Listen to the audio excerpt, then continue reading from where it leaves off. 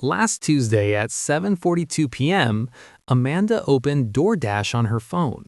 She was tired after work, did not feel like cooking, and just wanted pad thai from the place 3 blocks away. The glow of her smartphone screen illuminated a face etched with a specific kind of exhaustion that comes from 8 hours of corporate problem solving. She wasn't looking for a luxury experience. She was looking for a solution to a physiological problem: hunger, combined with a complete depletion of executive function. At the brick-and-mortar restaurant, a mere 900 feet from her apartment, the pad thai is listed on the laminated menu for $14. However, inside the digital ecosystem of the app, that same combination of noodles, peanuts, and sauce was listed at $16.50. This is the first layer of the illusion, an invisible inflation of nearly 18% that Amanda, in her fatigued state, glazed over entirely. The app's algorithm, sensing an opportunity to increase the basket size, nudged her with a high-resolution photo of crispy spring rolls. "Add for $6?" it asked. Because her willpower had been left at the office, she tapped Add. Then came the checkout screen, the place where mathematics goes to die. First, a delivery fee of $4.99 appeared, the price of admission for having a stranger enter a vehicle on her behalf. Next, a service fee of $3.20 materialized, a vague, nebulous charge that exists purely because the platform can ask for it. Then, the small order fee of $2 kicked in, a penalty for not spending enough money, essentially fining her for not being gluttonous enough. Taxes added another $2.47. Finally, the interface presented the tipping screen, defaulting to a suggested amount of $7.18. Amanda, identifying as a decent human being who understands the gig economy is grueling, accepted the default. She isn't a monster, after all. In the span of 30 seconds, her modest $14 dinner had metastasized into a $42.34 financial event. She tapped Place Order, dropped her phone onto the sofa cushions, and proceeded to wait 38 minutes for a lukewarm bag of food that would have taken her exactly 11 minutes to walk over, pick up, and bring home while it was still hot. Here is the critical context you need to understand. Amanda is not unintelligent. Quite the opposite. She holds a master's degree in marketing. She understands pricing strategies, consumer behavior, and funnel optimization. She earns a salary of $87,000 a year, placing her squarely in the comfortable middle class. Intellectually, she knows this transaction is a bad deal. If you put it on a spreadsheet in front of her at 10 a.m. on a Tuesday, she would laugh at it. But at 7:42 p.m., in the throes of decision fatigue, the logic centers of her brain were offline. The $42 didn't feel like theft, it felt like relief. What Amanda fails to calculate, what almost all of us fail to calculate, is that this wasn't an isolated incident. This is a behavioral pattern. She performs a variation of this ritual approximately 4 times a week. It isn't always pad thai. Sometimes it's opening Instacart because the grocery store feels too chaotic, paying a markup on every single apple and box of cereal.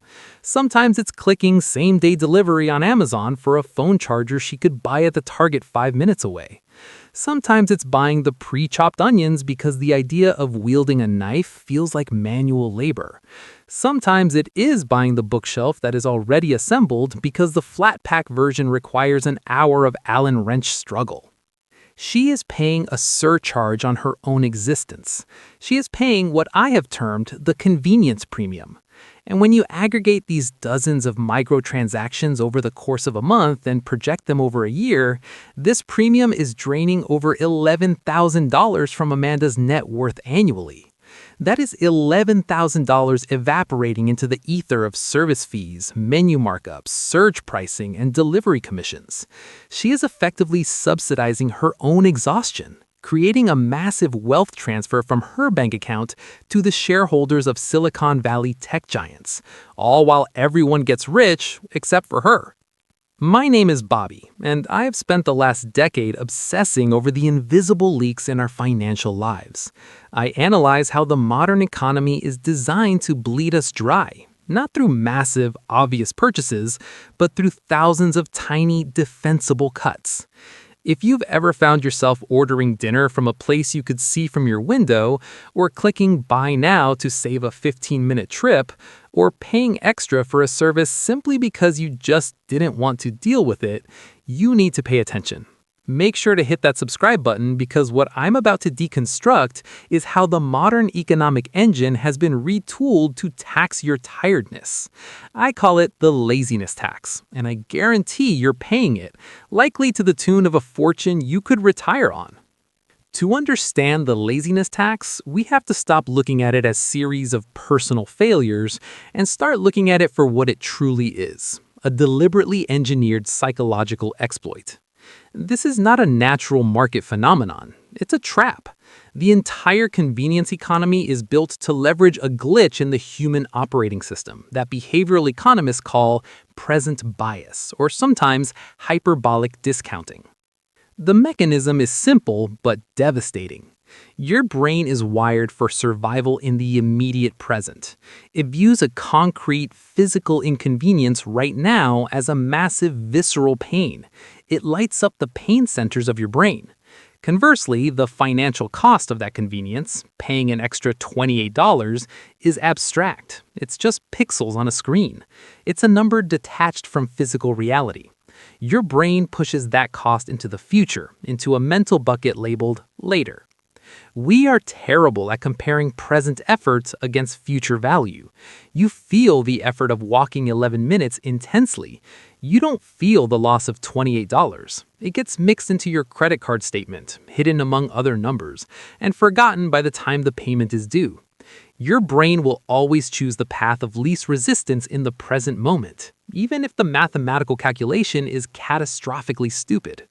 The titans of the gig economy, DoorDash, Uber Eats, TaskRabbit, Instacart, Amazon, aren't technology companies, they're psychology companies. They've built empires on monetizing this cognitive bias. They're not selling you food, they're not selling you groceries. They're selling you the absence of mild discomfort. And they're charging you a 300% markup for that drug. They're betting billions of dollars on the fact that you will not do the math. And they're right, because doing the math is in itself an inconvenience you want to avoid. The trend lines are terrifying. A sprawling 2023 report from McKinsey illuminated this shift, revealing that the average American household now funnels approximately $5,400 annually into convenience-based services that were either non-existent or niche luxuries just 10 years ago. We're talking about the aggregation of delivery fees, subscription tiers, premium shipping, and service markups. This figure has tripled since 2015. Are we as a species biologically lazier than we were in 2015? No, but we are being bombarded with frictionless opportunities to monetize our lethargy. We are being offered the easy way out dozens of times a day, and we're saying yes to almost every single one of them. Let's get granular. We need to dissect the math of the convenience premium category by category, because until you see the raw numbers, you can't appreciate the scale of the hemorrhage. This is the most egregious offender. When you audit the financials of a standard delivery order on platforms like Grubhub or Uber Eats, you'll find the total cost lands 40 to 60% higher than the dine-in price. This isn't just a delivery fee. It starts with the menu markup. Restaurants often raise prices on the apps by 15 to 30% to offset the commissions the platforms charge them. You're paying a premium just to look at the menu. Then comes the delivery fee, $2 to $8, then the service fee, typically 15% of the subtotal, pure profit for the app, then the small order fee, then the tip, which we often inflate due to social pressure. If you fall into the habit of ordering delivery just twice a week, let's say a Tuesday night and a Friday night, with an average spend of $35 per order, where the actual food value is only $22, you're torching $13 per order in pure waste. That's $26 a week. That's $1,352 a year. $1,352. That's not loose change. That's a car payment. That's a round-trip international flight.